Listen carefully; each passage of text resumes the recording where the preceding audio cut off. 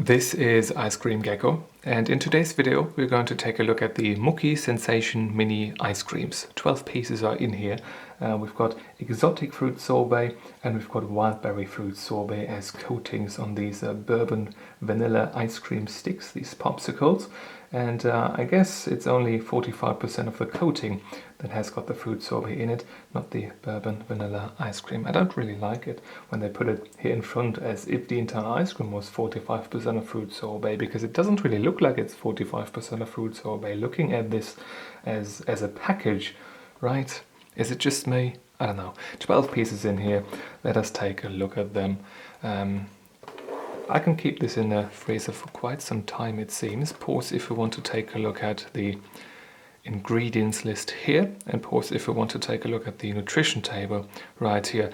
Once again, I don't really know why I make these videos of ice creams that are sold, I think, exclusively in Germany and or Austria. Maybe parts of Switzerland as well, and do these ice cream reviews in English, because I guess most English-speaking folks who watch this video will never see this in person anyway. But it's just me. That's what the Ice Cream Gecko does. So let's go ahead with it.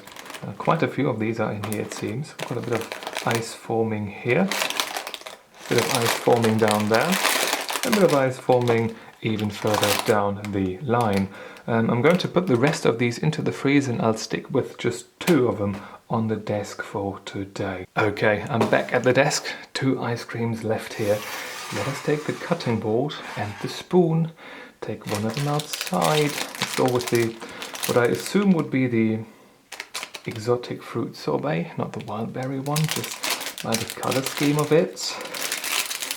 And let us be surprised, hopefully positively surprised by what is expecting us. These culinary masterpieces we find in front of us today.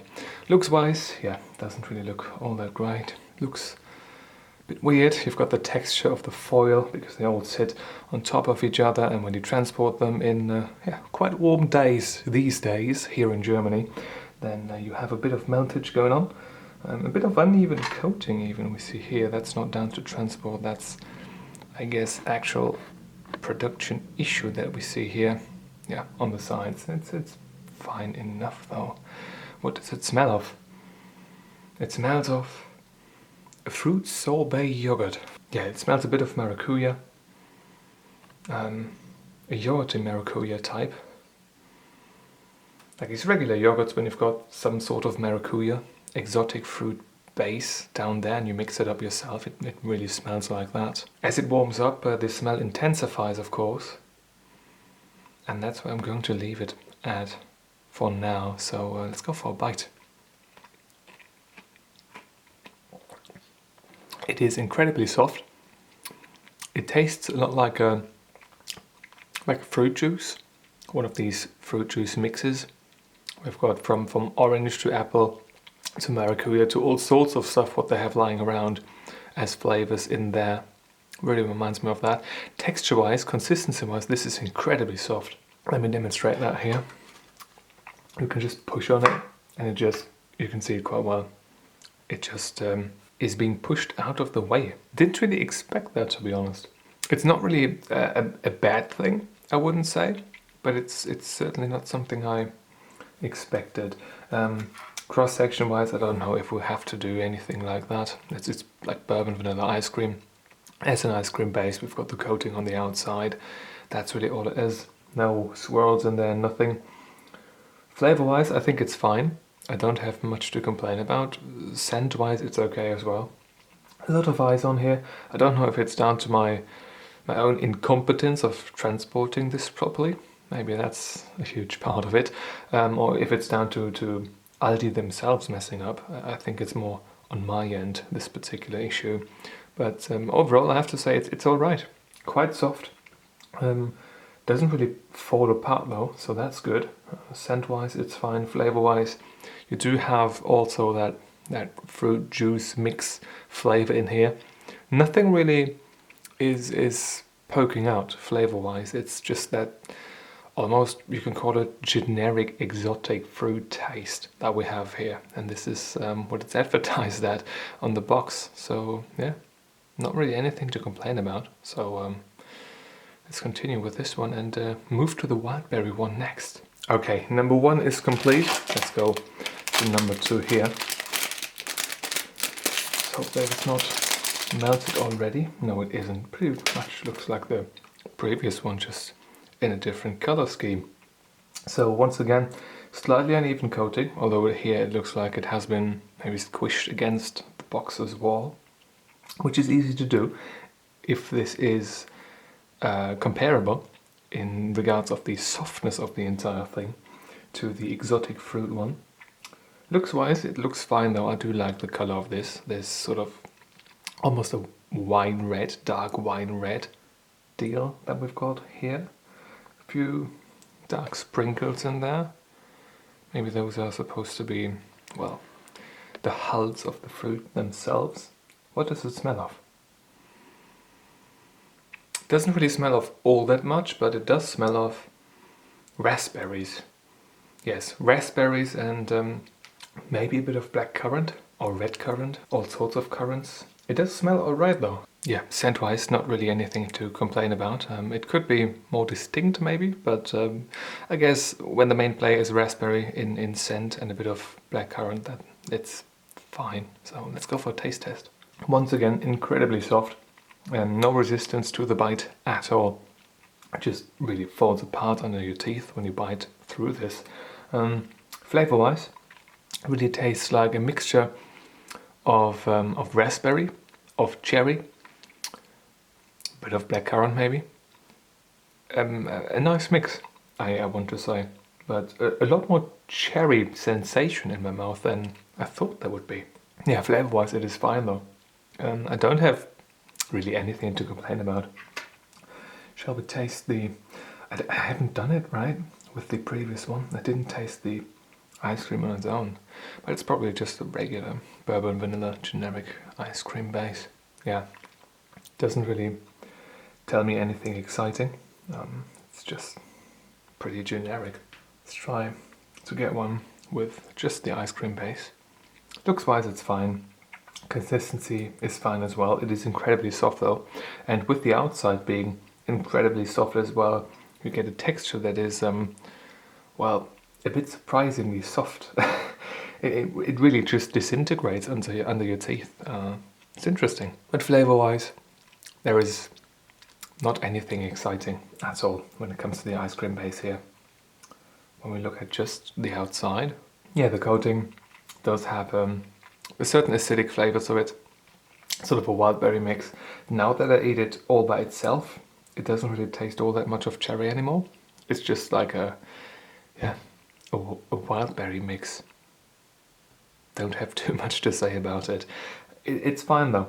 Don't have much to complain about. Other than the texture, I have to say that I'm quite happy with it. I think it costs like $2.79 or something for 12 of these, and that's quite good.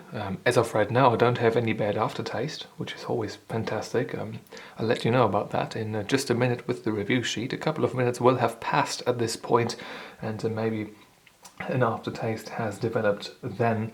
But as of right now, I'm quite happy with this. Nothing special, but it's fine.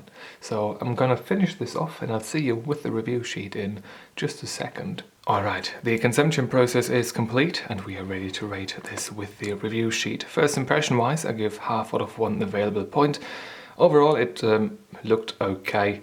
Scent wise it was fine as well. It could have been covered a bit more evenly with the coating. You had some white spots poking through at various different points, not only with these two but with the other ones as well. Therefore only half out of 1 available point in the first impression department.